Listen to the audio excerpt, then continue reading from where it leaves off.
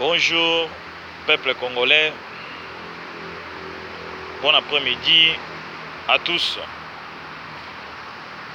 Comme d'habitude, nous disons 5 minutes de travail. Il faut toujours penser dans notre nation congolaise. Aujourd'hui, je devrais rentrer avec troisième volet qui dit à propos de le retour de Martin Fayulu Madidi. Nous avons vu l'accueil fait par le peuple congolais. Mais ce qui est très important, je devrais transmettre un peu des slogans, des messages passés par le peuple congolais. Ça, c'est l'actualité du jour. Une autre actualité du jour, c'est l'ouverture des propagandes électorales. Avec les bilans que la police a donné, le retour de Martin Fayulu Madidi, il y a eu 5 blessés. Qu'est-ce que j'aimerais partager aujourd'hui, chers frères congolais, même si nous sommes au travail? Il y a une chose. Tous les peuples aiment les élections. Mais les élections que nous voulons aller, ce sont des élections crédibles, transparentes, qui peuvent changer la République démocratique du Congo, ou soit c'est une élection rien que pour dire à la nation internationale ou nationale qu'il y a eu une élection, mais des situations continuent. Je me suis posé une belle question. Avec la séparation de G5 et G2, est-ce que nous aurons à réussir les combats que la population congolaise veut? Parce que dans les pays organisés, transparentes, les élections se font par la crédibilité de la population. Mais chez nous en Afrique, les élections se passent avant. Donc nous connaissons le président avant. Alors la question revient pour la séparation et de G5 et G2. Je me suis posé des questions, je demandais plusieurs Congolais en expliquant les regroupements de G5, quelle est leur vision. Monsieur Martin Fayulu, avec les 4, ils disent qu'il ne faut pas aller aux élections avec la machine à voter et des fichiers corrompus. Quelle est la finalité? S'ils ne partent pas aux élections, il y a d'autres candidats qui vont aller aux élections qui sont de GD, de Félix Tshisekedi, y compris Vital Kamerhe et quelques indépendants. Et le FCC. Quel sera le sort? C'est-à-dire, Chadari doit gagner et tout le monde va critiquer le G5 de ne pas participer aux élections. Ça, c'est le premier volet. Deuxième volet, que je reviens souvent, c'est le problème de GD, qui est l'UDPS, INC. Ils disent qu'il faut aller aux élections. Si les gens ne partent pas aux élections, c'est-à-dire il y aura encore une transition, Kabila doit rester au pouvoir.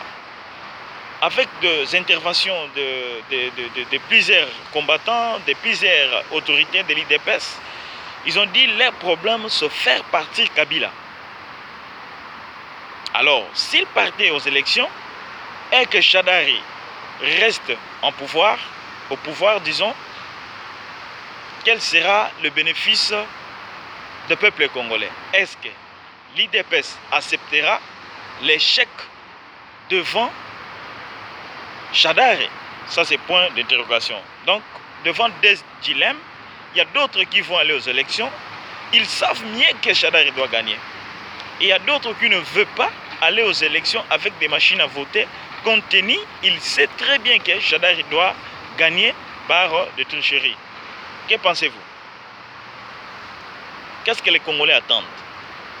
Nous attendons aller aux élections pour que demain Chadari soit élu président. Et le 24, on appelle encore la population congolaise pour être sacrifiée. Les autres disent qu'ils ne veulent pas aller aux élections avec machine à voter et des fichiers électoraux corrompus. Mais s'ils ne partent pas, Kabila aussi doit gagner. Donc nous sommes devant un obstacle. Quelles sont des analyses, je devrais dire? L'union fait la force. Aujourd'hui, les gens disent de Kabila, soi-disant il est fort, mais Kabila n'est pas fort puisque les Belges en 1959, dont nos pères ont dit non à la Belgique, et à 60 nous avons eu l'indépendance. Cette révolution était faite, je crois que nos pères, ils n'ont pas utilisé les armes, mais ils ont utilisé une révolution populaire. Oui, aujourd'hui nous sommes appelés Congolais à cause de bains de sang, de nos martyrs, de nos vieux pères. Voilà des processus. Mobutu a quitté le pouvoir, ce n'est pas Kabila qui a fait partir Mobutu, mais c'est la population qui n'a pas voulu de Mobutu. C'est la population qui s'est révoltée contre Mobutu. Et pour cela, Mobutu est parti. Et Mobutu était bien armé, il avait des armes, il avait tout. Quand Kabila est revenu, il y a eu des Rwandais qui voulaient envahir la ville de Kinshasa. Ce n'est pas des partis politiques, ce n'est pas des bases des partis politiques, mais c'est la population quinoise qui a tué des Rwandais sans armes. Voilà. Alors, avec mes analyses, pour être bref, je devrais dire ceci. J'appelle à l'union des G5, GD, y compris d'autres partis politiques, qui fait 21 partis politiques qui sont en train de renoncer à la machine à voter, d'être unis, de prendre une décision commune.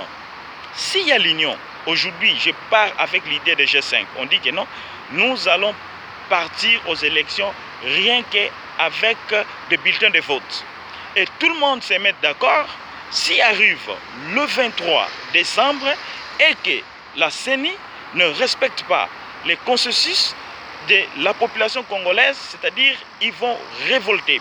Et cette révolution peut décréter l'article 64 dans son alinéa 1 qui dit que non, ces gouvernements ont pris le pays en otage. Ces gouvernements sont en train de faire beaucoup de scandales. D'où la population aura cette force de faire partir Kabila. Je crois que Kabila n'aura pas le temps d'appliquer l'article 64 dans son alinéa 2 parce qu'ils sont illégaux. Voilà le temps. Mais si toute l'opposition dit aussi que non, nous allons avec machine ou pas. Mais et qu'il y ait une tricherie, nous allons dire non à cette tricherie. Ça sera une décision malade. Pourquoi je dis une décision malade?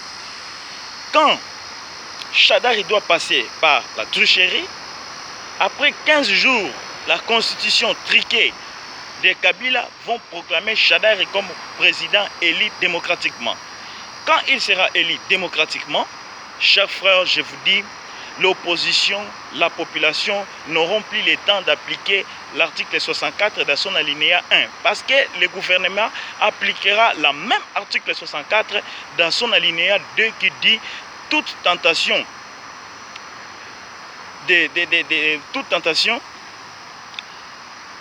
d'arracher le pouvoir par les forces, le président élu, le gouvernement doit agir. Et le gouvernement peut appliquer encore dans la Constitution qui nous dit l'état d'urgence. Donc c'est-à-dire quand Chadari sera élu, quand la Constitution va proclamer Chadari comme le président de la République, même s'il est passé par la tricherie, il n'y a aucune personne qui peut appliquer l'article 64 dans son alinéa 1. Parce que son alinéa 2 viendra rien que pour contredire vous tous. Ils vont dire il a été voté et vous n'aurez pas le temps de les combattre. D'où, avant que le peuple congolais, l'opposition, fait des bêtises, ils doivent rentrer à l'union pour prendre une décision. Parce qu'aujourd'hui, si on dit que non, nous allons appliquer l'article 64 dans son alinéa 1, Kabila, y compris les autres, n'auront pas le temps d'appliquer l'article, l'alinéa 2 de 64. Parce qu'ils sont illégaux, ils n'ont pas cette autorisation. D'où, là où tu es, conscientise ton frère, appelle ton frère d'être unis, afin que nous puissions bâtir un pays fort, prospère et solide. Éviter les divisions. Ce n'est plus l'ère de division. Ce n'est plus l'ère de division. Ce n'est plus l'ère de Vitaïmana. Oh, voilà, on a accueilli Fayoulou avec plusieurs personnes. Oh, voilà, les samedis, on va accueillir Félix Tshisekedi avec plusieurs personnes. Non. Nous ne voulons pas des aventures. Nous voulons que ce pays puisse changer. Nous voulons que nous récupérons notre pays qui a été envahi depuis 1960 à l'entrée de l'AFDEL. Nous voulons récupérer le pays qui est envahi après l'assassinat de Mzee Laurent Désiré Kabila. Nous voulons un pays prospère. Nous voulons un pays qui récupère tous les Congolais. Voici aujourd'hui nous les Congolais partout dans le monde, nous ne sommes pas respectés. Les gens sont en train de parler, mais à Beni, il y a des groupes de FDLR, de Rwanda, qui sont en train de tuer nos frères. Il y a des groupes de ADF de l'Ouganda qui sont en train de tuer nos frères. Si vous allez à l'Équateur, vous y trouverez plusieurs expulsés de l'Angola, des Congolais qui sont en train de souffrir. Donc, c'est-à-dire, je lance ce message d'appel à tout le peuple congolais d'oublier, disons, vos individualités, vos partis politiques, de rentrer à la raison pour défendre notre grande nation. Les gens qui disent que nous avons de la base, il faut récupérer une notion. Il y a des bases électorales.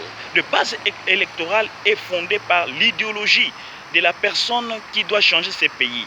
Mais il y a des bases de partis politiques qui sont des adeptes qui sont là au service d'un individu ou d'un idéal d'un parti politique. D'où, revenez, peuple congolais, laissons le tribalisme, laissons des choses pareilles, luttons pour notre pays comme nos vieux ont lutté en 1959. Ils ont eu l'indépendance devant la Belgique qui avait des armes, qui avait la haute technologie et nos peuples étaient des illettrés la majorité, mais ils ont fait quelque chose. Et toi qui s'es fait docteur, toi qui s'es fait licencier, qu'est-ce que tu penses pour ton pays? Notre grand problème, ce n'est pas faire partie Kabila, mais se faire déraciner le système kabiliste. C'est de faire raciner tous les étrangers qui sont là au profit de leur ventre. Tous les étrangers qui sont en train de faire des économies informelles et construire d'autres nations. J'appelle à vous qui sont allés accueillir Martin Fayulu, à vous qui vont accueillir Félix Tshisekedi, de revenir à la nation. On peut saboter ces gens, mais nous devons protéger notre pays. Nous ne pouvons pas saboter notre grand pays. Si aujourd'hui vous blaguez, les étrangers sont là, un jour on peut se réveiller le matin sans identité, sans nationalité. Il ne faut pas faire des aventures. L'Est du pays est occupé.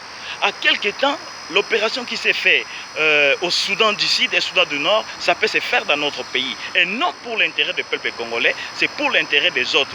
Toi qui es politicien, toi qui es leader, écoutez un peu la population, ayez un peu de souffrance de cette population. Nos femmes qui sont en train d'être violées, les Congolais qui prient les bons dieux pour quitter la terre promise, la terre fertile. Évitez l'égoïsme. Prends ton temps à conscientiser ton frère. Moi, je ne viens pas comme journaliste, mais je viens comme animateur qui cherche à réconcilier, qui cherche à participer de personnes par des raisonnements. Ce n'est pas pour rien. Je travaille, mais je prends quelques minutes pour parler pour mon pays. Et si toi aussi tu prends quelques minutes pour parler pour ton pays, ça sera quelque chose de bon. Vive l'union, vive l'unité, évitez des systèmes de Wera Jibé, de Olympia plein ou quoi. Non. Cherchons à déraciner tous les peuples congolais qui sont en train de tuer, les étrangers qui sont en train de tuer notre pays. Comme je vous avais dit la fois passée, l'AFDEL a été initié par le Rwanda. Jusqu'à aujourd'hui, Kabila a dit non au système, on l'a assassiné. Les gens qui sont là bien tranquilles parce qu'ils représentent l'AFDEL, ils représentent le Rwanda, y compris des multi-milliardaires qui en profitent de votre richesse.